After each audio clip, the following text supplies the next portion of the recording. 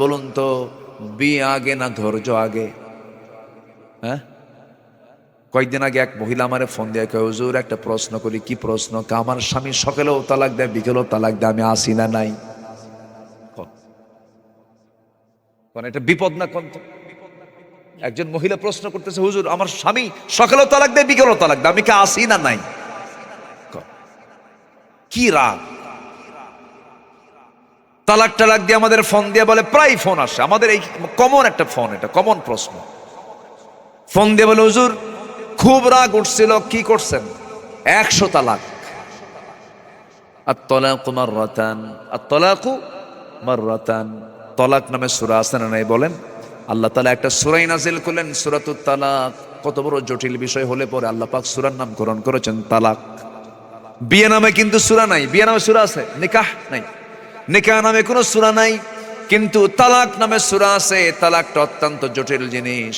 আল্লাহর কাছে দুটো জিনিস হালাল যদিও হয়, সেটা নিকৃষ্ট হালাল। একটা হলো তালাক, এটা নিকৃষ্ট হালাল, অপছন্দনীয় হালাল।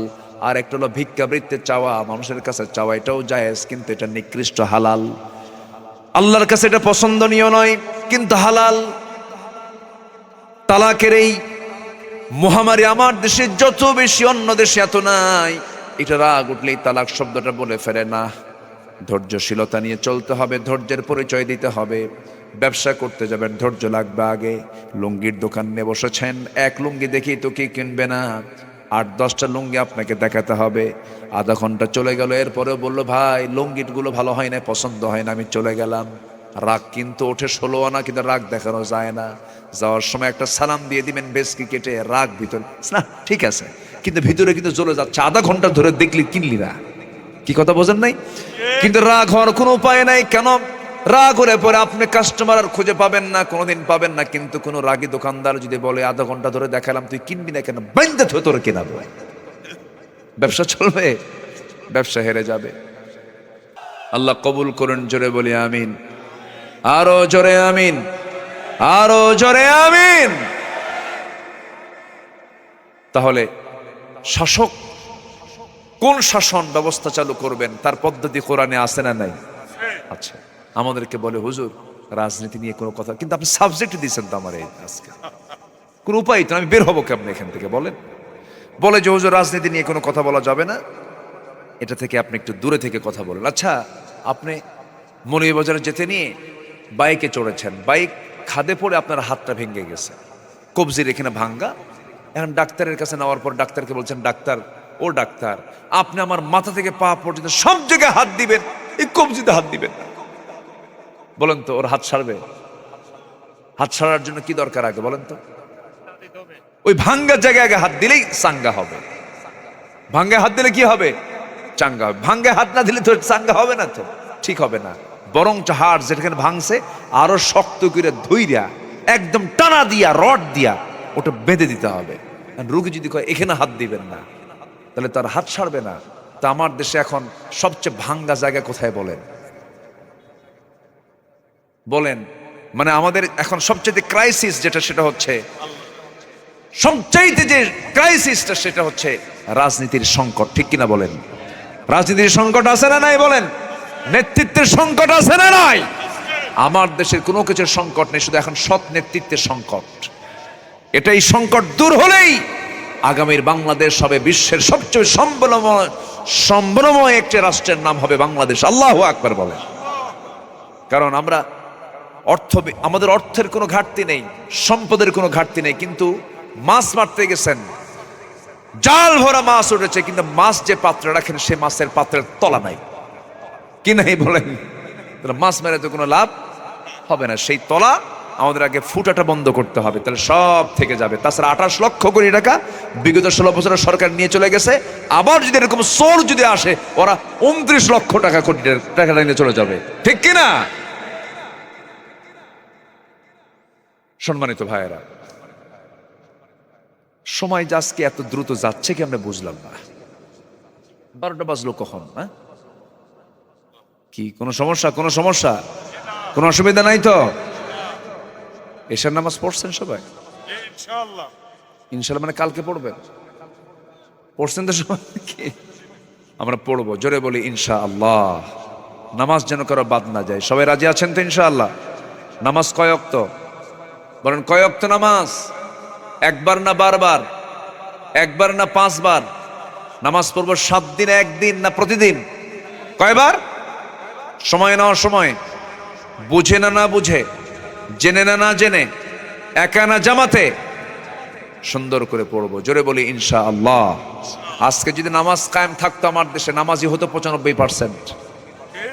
বলুন তো সবচেয়ে কম মুসল্লি পাওয়া যায় কোন ওয়াক্তে মসজিদে? মানুষ বেশি থাকে বাড়িতে কোন ওয়াক্তে? ফজরে বাড়িতে বেশি থাকে। বাড়িতে কি করে? মেরাজে যায়। কই যায়? মেরাজ। নামাজ পড়ে না। কত বড় অপরাধ, বিশাল বড় অপরাধ নামাজ না পড়া। তো একটি ইসলামী রাষ্ট্র গঠনে ইসলামী শাসন ব্যবস্থার যে গুরুত্বটা, একটা রাষ্ট্রে যখন ইসলাম আসবে সেখানকার সিচুয়েশন কি হবে? সেখানে শিরিক থাকবে না। কি থাকবে না বলে? শিরিক থাকবে না। নাম্বার 2 হচ্ছে সেই জায়গায় কোনো আইনের কোনো এলোমেলো থাকবে না। বিচারটা সুনিশ্চিত করা হবে। যার যে বিচার সে 16 আনা পেয়ে যাবে। আইনের উপরে কেউ প্রভাব খাটাতে পারবে না। এটা কি আমার দেশে আছে এখন? নাই। সঠিক বিচার ব্যবস্থাপনা নাই। শাসকের জন্য এক বিচার আর জনগণের জন্য আরেক বিচার, ঠিক কিনা? এটাই তো দেখলাম। আমরা এরকম চিত্র আর দেখতে চাই না। আমরা সামনের দিন দেখতে চাই, আমরা ইসলামের দিন। জোরে বলি ইনশাআল্লাহ। আমার বন্ধুগণ, 4টা দফা রাষ্ট্রীয় পর্যায়ে কায়েম হলে পরে আল্লাহ রাব্বুল আলামিন বলছেন, আমি তাদেরকে এই দায়িত্ব দিয়েছি যারা শাসন ক্ষমতা পাবে, তাহলে কি হবে? সেই সমাজ শান্তিময় হয়ে যাবে, সেই সমাজে কোনো অশান্তি থাকবে না। নাম্বার 2 হলো ওয়াতাউজ যাকাত, নামাজ কায়েম করবে। নাম্বার 2 হলো যাকাত আদায় করবে। নামাজ হলো আল্লাহর হক, যাকাত হলো বান্দার হক। 2 হক প্রতিষ্ঠা পেলে আর কি লাগে? যাকাতের মধ্য দিয়া অর্থনৈতিক যে সমস্যাগুলো, সংকটগুলো সমাধান হয়ে যাবে। ধনী ধনী হবে, কিন্তু গরিবকে বাদ দিয়ে নয়। গরিবের হক তার আদায় হয়ে গেল। সমাজের ভারসাম্য চলে আসবে, সোশ্যাল সিকিউরিটি চলে আসবে। সুদের ভয়াবহতা এত মারাত্মক, ধনী শুধু ধনী হবে, গরিবরা ক্লেদাক্ত সরীসৃপের ছোট্ট বাচ্চার মতো সেই পানির পাকে ডুবে মরবে। কেউ সুস্থ থাকতে পারবে না যে সমাজে সুদ থাকবে। আমার বন্ধুগণ, আল্লাহ রাব্বুল আলামিন সুদকে হারাম করে দিয়েছেন, যাকাতকে ফরজ করে দিয়েছেন। এই ওয়াজগুলো আমার না, আমার আল্লাহ। কোন ব্যক্তির ওয়াজ না, আল্লাহর ওয়াজ। আল্লাহর ওয়াজ। 1 নম্বর নামাজ কায়েম করবে, শাসন ব্যবস্থায় নামাজ নিয়ে আসবে। নাম্বার 2 হলো যাকাত নিয়ে আসবে, যাকাতকে কম্পালসারি করে দেবে। নাম্বার 3 হলো ওয়া'আমারু বিল মা'রুফি ওয়া নাহাউ আনিল মুনকার, সৎ কাজের আদেশ দেবে, অসৎ কাজের বাধা দেবে। এই 4টা কাজ রাষ্ট্রীয় পর্যায়ে কায়েম করতে বলেছেন। চিল্লায় বলুন কে? ইসলামী রাষ্ট্র ব্যবস্থার কি পথ, কি পদ্ধতি রাসূল তাও শিখিয়ে দিয়েছেন। রাসূল যেই সমাজ রাষ্ট্র গঠন করেছিলেন, 1 নাম্বার তিনি কি করেছেন? শিরিক দূর করে তাওহীদ প্রতিষ্ঠা করেছেন। এরপরে সেই জায়গায় তিনি সুন্দর উপদেশের মধ্য দিয়ে সকল প্রকার অন্যায় কাজগুলো বন্ধ করে ফেলেছেন। উত্তম পন্থায় তিনি দাওয়াতি কাজ করেছেন। নাম্বার 3 হলো আমার নবীজি এমন সুন্দর রাষ্ট্র ব্যবস্থা গঠন করেছিলেন, সমাজ গঠনে তিনি যে পথ পদ্ধতি অবলম্বন করেছেন। 1 নাম্বার হলো তাওহীদ প্রতিষ্ঠা করেছেন। নাম্বার 2 হলো দাওয়াতি কাজ করেছেন। নাম্বার 3 হলো অবিচলতা, সাহসিকতা নিয়ে ধৈর্যশীল নেতৃত্ব তিনি প্রদান করেছেন। আমার ভাইয়েরা, আমার বন্ধুগণ, যে কোনো কাজ অর্জনের জন্য, যে কোনো কাজ হস্তগত করার জন্য, ফলাফল নেবার জন্য কাজ আগে দরকার না ধৈর্য আগে দরকার? বলেন, কাজ আগে দরকার না ধৈর্য আগে দরকার? আমার নবীজি কিন্তু মক্কার বাসিন্দা যতদিন ছিলেন, 13 বছরের মক্কায় ছিলেন তিনি। আমার নবীজি যখন নামাজ শুরু করেছেন, নামাজটা পড়তেন, সেই নামাজটা পড়তেন কাবার দিক হয়ে নামাজ পড়তেন ঠিক, কিন্তু কাবার দিক হয়ে নামাজ পড়লে হবে কি? আমার নবীজি যে সময় মদিনায় মক্কায় ছিলেন 13 বছর, ওই কাবার ভিতরে 13টা সেই 360টা মূর্তি কিন্তু ঠিকই ছিল। রাসূল সরাতে পারেন নাই। ওই মূর্তিগুলো ভিতরে রেখে রাসূল ওই কাবাকে লক্ষ্য করে সেজদা দিয়েছেন, কিবলা বানিয়েছিলেন। কারণ তিনি কেন পারেন নাই? রাষ্ট্রীয় ক্ষমতা তিনি পান নাই। রাষ্ট্রীয় ক্ষমতা পাওয়ার আগ পর্যন্ত ওই কাবার ভিতরের মূর্তিটা সরাতে পারেন নাই। যখন তিনি ক্ষমতা পেয়েছেন, মক্কা বিজয় যখন হয়ে গেছে, এরপরেই না তিনি মূর্তিগুলো সরাতে পেরেছেন। অতএব দিন প্রতিষ্ঠার কাজ শুরু করব আমরা। যে কোনো অন্যায় কাজকে দূর করার জন্য একটা সময় নেবার দরকার আছে না নাই? মদ কি একদিনে হারাম হয়েছে নাকি? একদিনে মদ হারাম হয় না। লা তাকরাবুস সালাত ওয়া আনতুম সুকারা। একটা আয়াত আল্লাহ রাব্বুল আলামিন বলেন, নেশাগ্রস্ত অবস্থায় তোমরা নেশাগ্রস্ত অবস্থায় তোমরা নামাজের নিকটে যেও না। মানে সেই সময় হারাম হয় নাই। এর আগে বলা হলো ইয়াসআলুনাকা আনিল খামরি ওয়াল মাইসির কুল ফীহিমা ইসমুন কাবীরু ওয়া মানাফিউ লিন-নাস। এরকম করে করে সর্বশেষ স্তর আল্লাহ রাব্বুল আলামিন মদকে চিরতরে হারাম করে দিয়েছেন। আমার বন্ধুগণ, পথ এবং পদ্ধতি অবলম্বন করতে হবে আমার রাসূলের। আমার নবীজি একদিনের সবগুলো আইনকে বাস্তবায়ন করেন নাই। ধীরে ধীরে জনগণের উপর এটা ট্রিট করে হারামগুলোকে চিরতরে হারাম ঘোষণা করে দিয়েছেন। আমার বন্ধুগণ, এই জন্য ধৈর্যের দরকার, ধৈর্যশীল নেতৃত্বের দরকার এবং জ্ঞান অর্জন দরকার। আমার বন্ধুগণ, ধৈর্য ছাড়া আপনি কোথাও চলতে পারবেন না। একটা প্রশ্ন করব যুবকরা, এই যে যুবক ভাইরা যারা বসে আছেন তারা মনোযোগ দিয়ে শুনবেন এবং মুরব্বী যারা আছেন তারাও শুনবেন। বলুন তো, বিয়ে আগে না ধৈর্য আগে? হ্যাঁ, কয়েকদিন আগে এক মহিলা আমারে ফোন দিয়ে কয়, হুজুর একটা প্রশ্ন করি। কি প্রশ্ন? আমার স্বামী সকালেও তালাক দেয়, বিকেলেও তালাক দেয়, আমি আসি না নাই? এটা বিপদ না? কোন তো একজন মহিলা প্রশ্ন করতেছে, হুজুর আমার স্বামী সকালেও তালাক দেয়, বিকেলেও তালাক দেয়, আমি কি আসি না নাই? কি রাগ! তালাক টালাক দিয়ে আমাদের ফোন দিয়ে বলে, প্রায় ফোন আসে আমাদের, এই কমন একটা ফোন, এটা কমন প্রশ্ন। ফোন দিয়ে বলে, হুজুর খুব রাগ উঠছিল, কি করছেন? 100 তালাক। আত-তালাকু মাররাতান, আত-তালাকু মাররাতান। তালাক নামে সূরা আছে না নাই বলেন?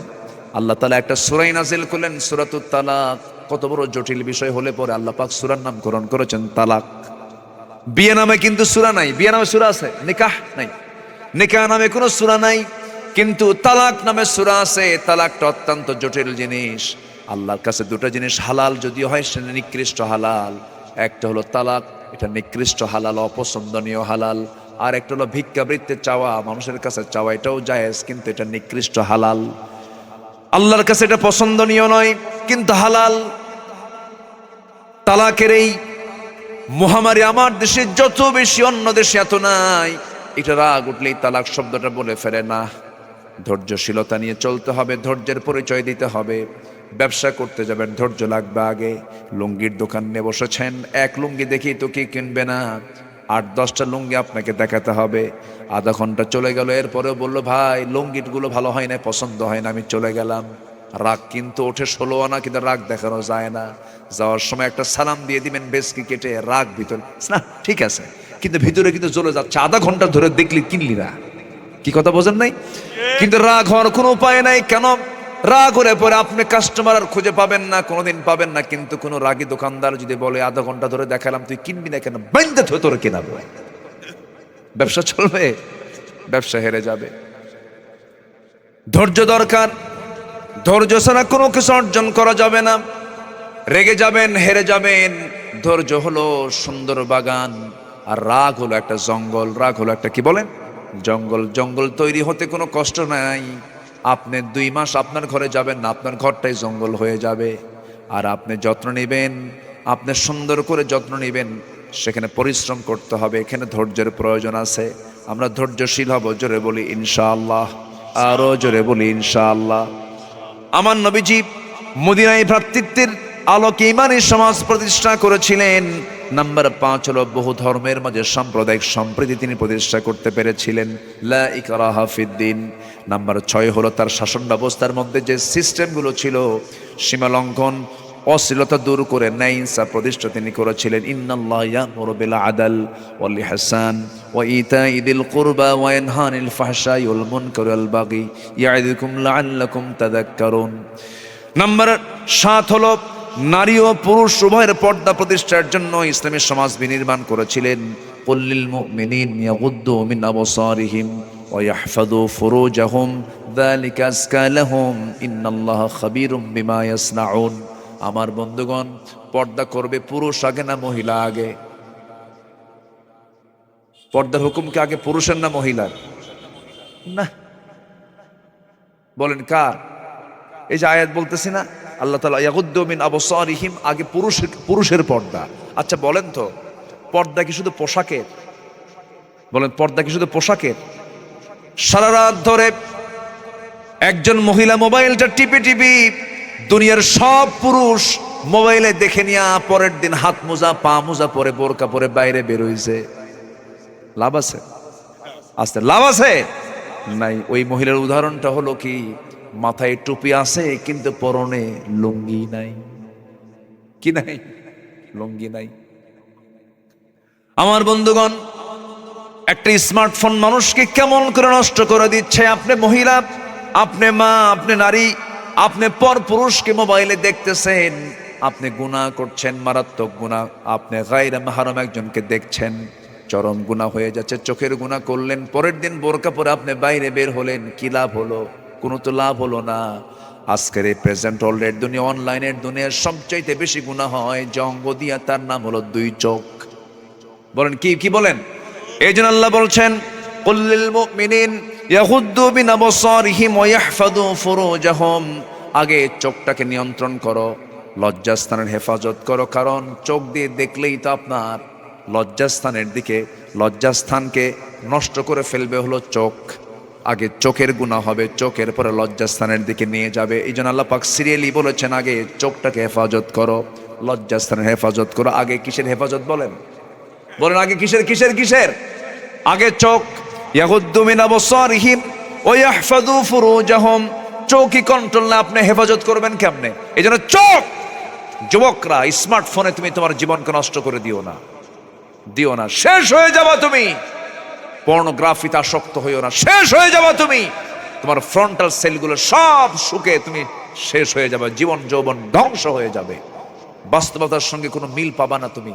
এগুলোকে বাদ দিয়ে দাও, নোংরামি বাদ দিয়ে দিল খুলে প্রশান্ত চিত্তে কোরআনটা হাতে নিয়ে সুন্দর করে 5 ওয়াক্ত নামাজে দাঁড়িয়ে যাও।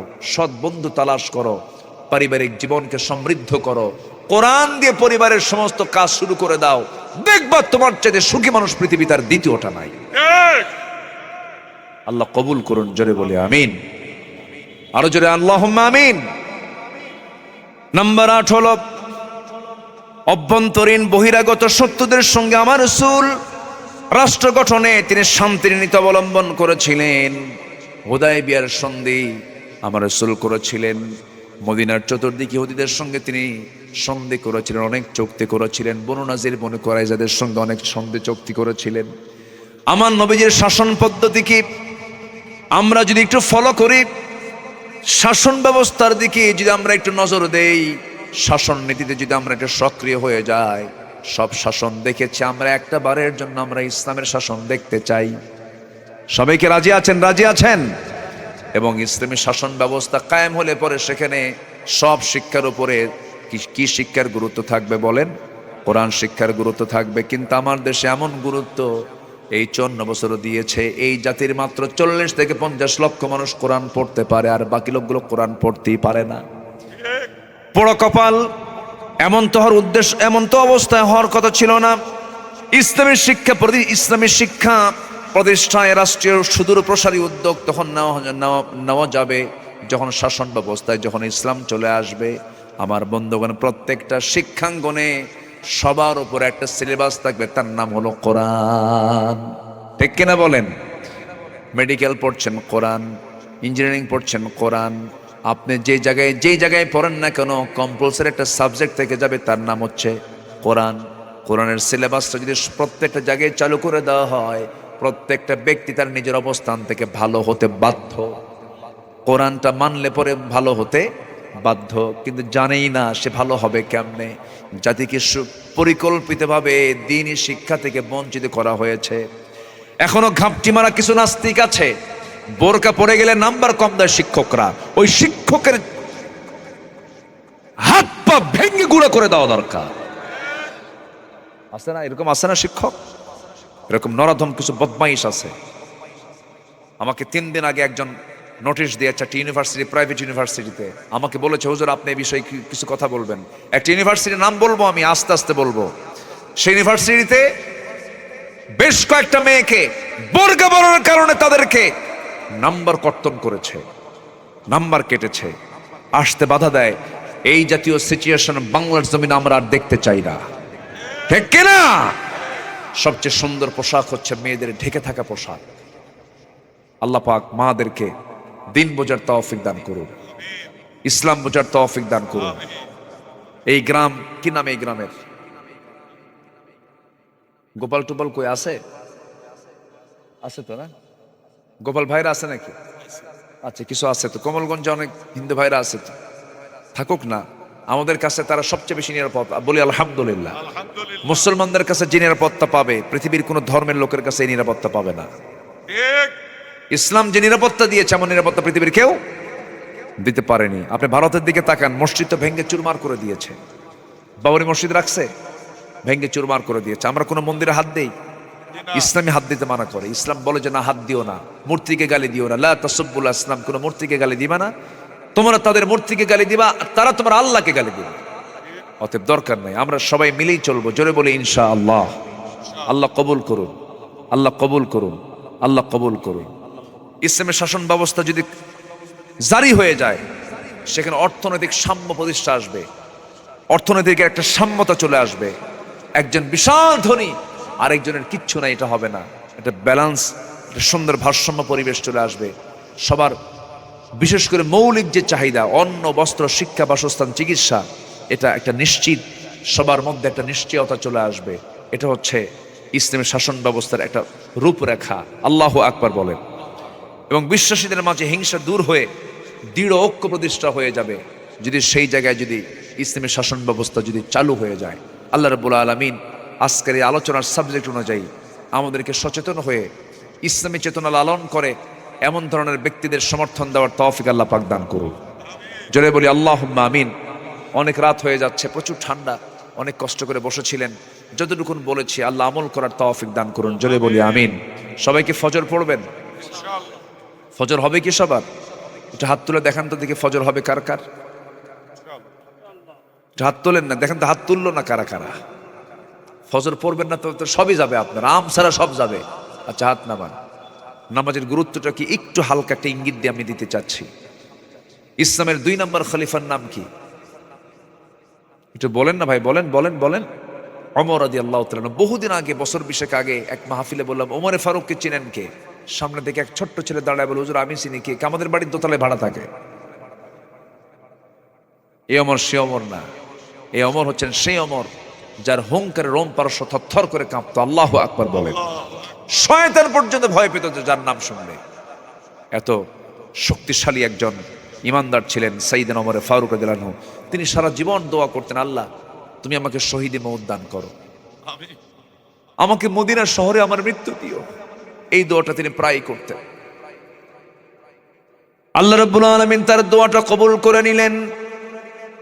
মদিনায় তার ইন্তেকাল হলো কেমন করে?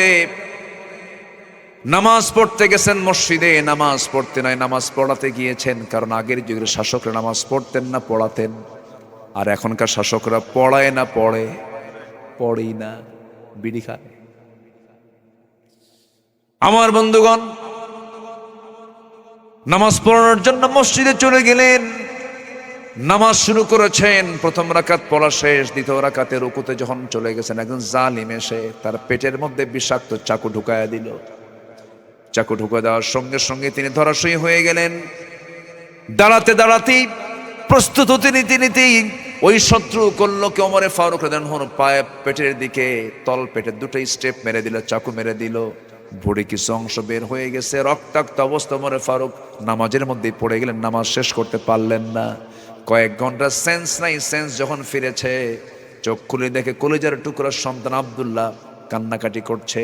তিনি বলছেন, আব্দুল্লাহ কান্দো কেন? আমাকে হাসি মুখে বিদায় দাও, আল্লাহ পাক আমার দোয়া কবুল করে নিয়েছেন। আমি শহীদের দরজা পেয়ে যাচ্ছি মনে হয়, কারণ আমাকে জাঘাত করেছে আবু লুলু মাজুসি, সে একজন অগ্নি পূজক, সে মুসলিম নয়। আমি নিশ্চিত শহীদ হয়ে যাব। আমার জন্য দোয়া করো আব্দুল্লাহ, কান্নাকাটি থেমে দাও। আমার কলেজের টুকরা আব্দুল্লাহ, আমার জন্য পানি আনো। পানি আনার জন্য যখন বলা হলো, এক গ্লাস পানি তার সামনে দেওয়া হলো, এক গ্লাস পানি তিনি হাতে নিলেন, নিয়ে বলছেন, আব্বা আব্দুল্লাহ শোনো, তুমি আমার জন্য যে পানি আনছো এটা কিসের পানি আনছো আব্বা? আপনার তৃষ্ণা পাচ্ছে মনে হয়, পানি পান করুন। ওমরে ফারুক বলছেন, না রে আব্দুল্লাহ, আমার কলেজায় কোনো তৃষ্ণা নাই, আমার তৃষ্ণা হলো ফজর নামাজ আমার এখনো হয় নাই। ফজর নামাজটা আমি শেষ করতে পারি নাই, রক্তাক্ত অবস্থা, আমি সেন্সলেস হয়েছিলাম, ফজর নামাজটা হয় না, ওজুর পানি নিয়ে আসো। ওজুর পানি নিয়ে আসা হলো।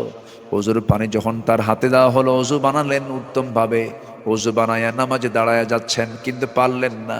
কোমরে গামছা বাঁধলেন, কোমরে গামছা বেঁধে দাঁড়িয়ে পারলেন না, বসে পারলেন না, শুয়ে শুয়ে তিনি নামাজটা পড়লেন। নামাজ শেষ করার সঙ্গে সঙ্গে সাইয়েদনা ওমরে ফারুক বলছেন, আব্দুল্লাহ আর কেঁদো না আব্বা, আপনার জন্য ডাক্তার নিয়ে আসছে। ডাক্তার চলে আসছে। ডাক্তার এবার বলছে, আমিরুল মুমিনিন, এক গ্লাস দুধ দিলাম, আপনি দুধটা পান করুন। বিসমিল্লাহ বলে তিনি দুধটা পান করলেন। দুধ পান করলেন ঠিক, কিন্তু স্টমাকি পাকস্থলীতে কোনো দুধ থাকলো না, নারীটা ফুটো হয়ে গেছে, পেট ফুটো হয়ে গেছে, সমস্ত দুধ পেট দিয়ে বের হয়ে চলে গেল।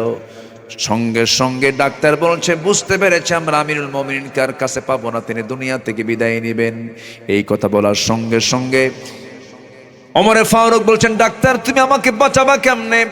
আমাকে বাঁচানোর কোনো ক্ষমতা তোমার নাই, বাঁচানোর মালিক আল্লাহ, আবার মেরে ফেলার মালিক আল্লাহ। তবে আমার কলেজের টুকরা আব্দুল্লাহ, জেনে রেখে দিও আব্দুল্লাহ, আমি আমার নাকের মধ্যে জান্নাতের ঘ্রাণ পেতেছি, আমি দুনিয়া থেকে বিদায় নেব যে কোনো মুহূর্তে।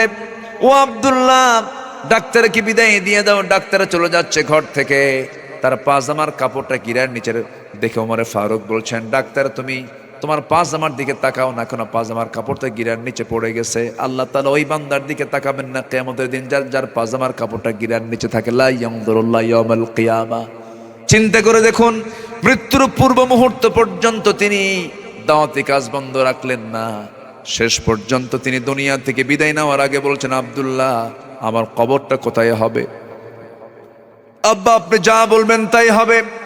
এবার বলছেন, 2 বছর আগে আমার বন্ধু আবু বকরকে আমার নবীর পাশে শোয়া দিয়েছি, আমার বড় শখ, আমি আমার নবীর পাশে ঘুমাবো, কিন্তু জায়গা তো আম্মাজান আয়েশা সিদ্দিকের, গিয়ে আমার কথা বলো।